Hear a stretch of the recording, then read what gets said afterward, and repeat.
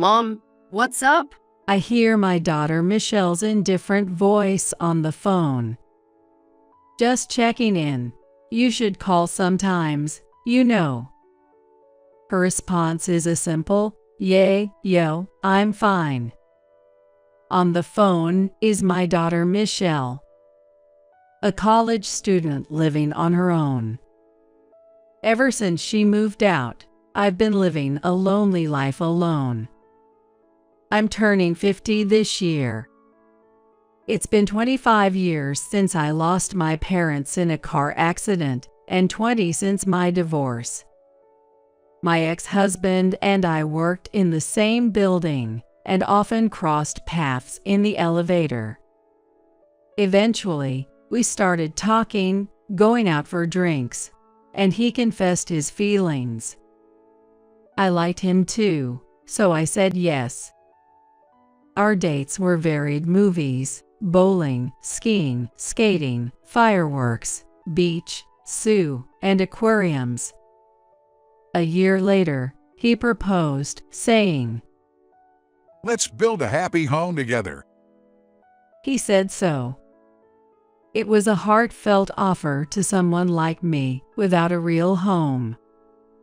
Our marriage was blissful. We got along well and were blessed with 2 children. But happiness didn't last. When our kids were 3 and 1, we divorced over differing values. The reason was a difference in values. During the early days of our marriage, we tolerated each other's quirks out of love, but it eventually became unbearable. My husband was an extreme penny pincher, to put it nicely. I was the opposite, somewhat of a spender, which he couldn't stand.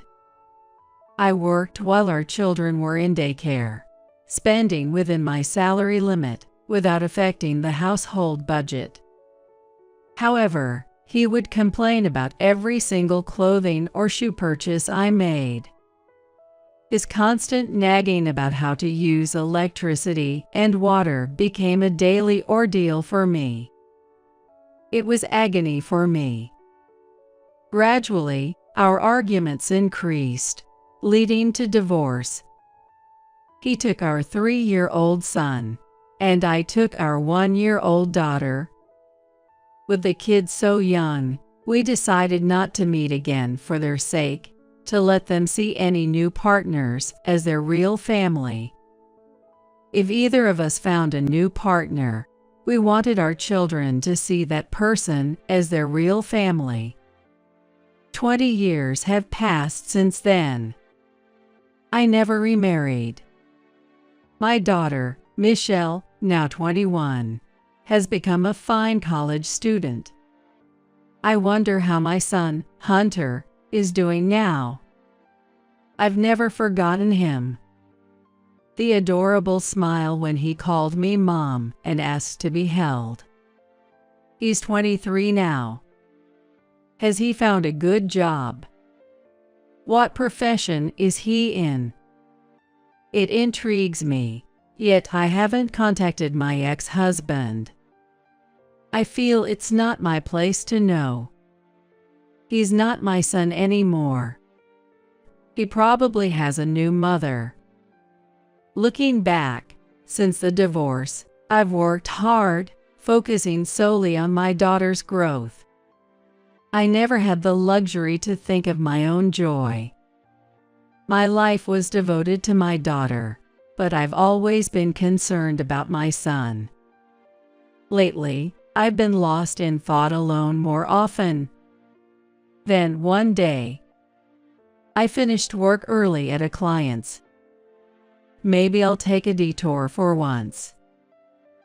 On a whim, I took a train in the opposite direction of home and headed to a beautiful cape bathed in sunset. This spot, with its lighthouse, lookout tower, park, and cafe, was filled with memories from dates with my ex-husband. Ah, it's nostalgic. The sunset is still as beautiful as ever. I mused, watching the unchanged sunset after all these years before entering a cafe in the park. There, a young man sitting alone at a terrace table, sketching in a notebook, caught my eye. I was startled by his resemblance to someone. He looks just like him. He was the spitting image of my ex-husband in his younger days, around his mid-20s. His features, complexion, and even his build reminded me of my ex when we first met. Could a stranger really look so similar? He must be related, I thought, and approached him. "Excuse me, this is sudden, but you resemble someone I know. May I ask your name?" Looking back calmly later, I realized that suddenly asking a stranger's name must have seemed odd. At the moment, I was too flustered to think it through.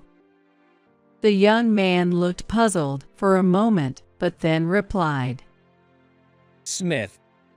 "And your first name?" "Philip," he answered. Just as I thought. It's him. "Excuse me, but how old are you?" I'm 23. No doubt about it. This young man was my son, Philip, whom I hadn't seen in 20 years. Lost for words, he then asked, "And your name?" "I'm Eileen Taylor." I quickly made up a name, worried that he might mention me to my ex-husband. I had no intention of revealing that I was his mother. "Nice to meet you, Eileen." He smiled. Lovely weather today, isn't it? "Yes, it is." We chatted briefly about the recent weather over coffee before parting ways. I was overwhelmed with joy. "Philip, he's grown so much, become such an adult." His voice, just like his father's. I'm glad I met him. Since then, I've adjusted my work schedule to visit the cafe more often. I learned that Philip comes to the cafe twice a week, on Wednesdays and Sundays, arriving just before sunset to draw as a hobby. He works in real estate.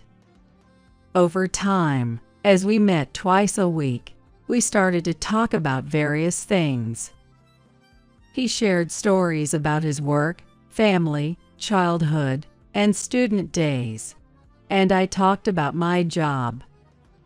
Don't you have any hobbies, Eileen? Not really. I've been busy raising my daughter, who just turned 20 last year. Maybe it's time I find a hobby for my retirement. Why don't we paint together? Oh, I'm a novice. Haven't painted since high school art classes. I started painting after getting a job too. Really? You're quite good, I remarked, looking at his sketchbook of a sunset. Thank you. I'm sure you'll be able to paint like this soon. Maybe I will. Persuaded by Philip's words, and decided to start painting. First, I bought pencils, a sketchbook, and a watercolor paint set. Twice a week, we sketched the sky, sea, and park trees together. I was quite bad at first, but gradually improved with Philip's guidance. It's like I'm teaching my mom to paint. A statement that brought me immense joy. As days grew shorter and evenings darker, Philip and I began our sketching sessions earlier on Sundays, our common day off. Despite being able to meet my son only once a week, I cherished these moments.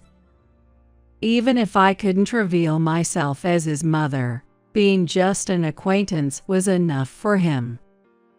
That's what I thought.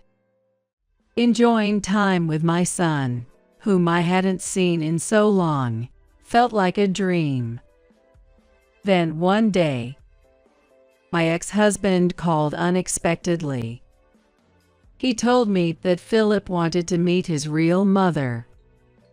Philip had apparently found out that his current mother wasn't his biological one when he looked at his birth certificate while applying for a job. I decided to meet Philip. I wonder if Philip will be surprised to find out I'm his real mother, or maybe he already had a hunch. With my heart racing, I arrived at the restaurant we'd agreed to meet at. Opening the door, I saw my ex-husband, who had aged considerably, sitting at the back table. Even after all these years, he's still instantly recognizable. Feeling nervous, I turned my gaze to the young man sitting next to me.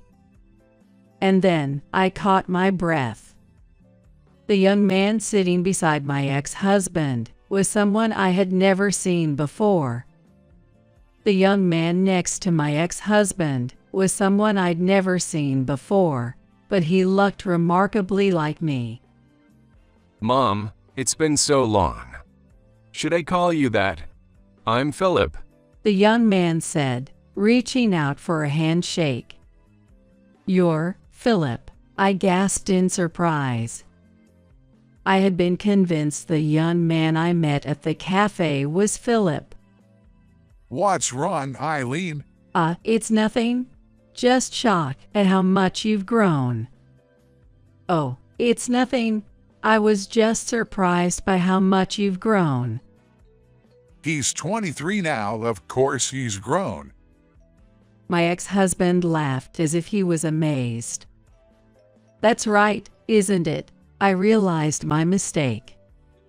The young man at the cafe, resembling my ex-husband and sharing my son's name and age, was just a stranger. That day, Philip and I had many conversations.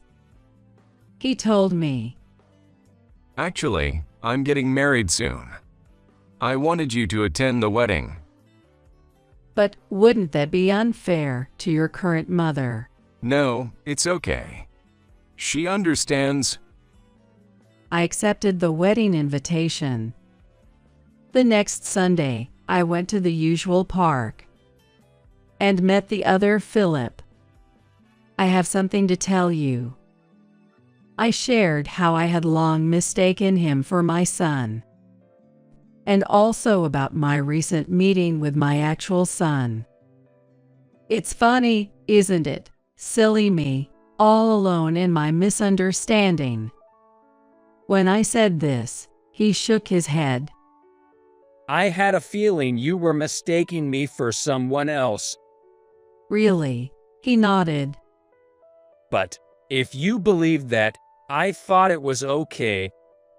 So he knew I was mistaking him for my son, and played along. Thank you for everything so far, I said. No, thank you. I've enjoyed having someone to talk to and paint with. If it's okay with you, I'd like us to remain friends. That would be wonderful. Thank you, and please continue to be my friend. I thanked him sincerely, and be grateful for the unexpected friendship. Since then, I decided to call him Phil by his last name. We continued to sketch together once a week.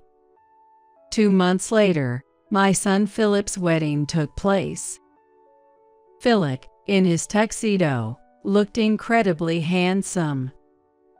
The bride was also a beautiful and kind woman. Watching them, tears naturally flowed. Being able to witness Philip's happy moments was truly fulfilling for me.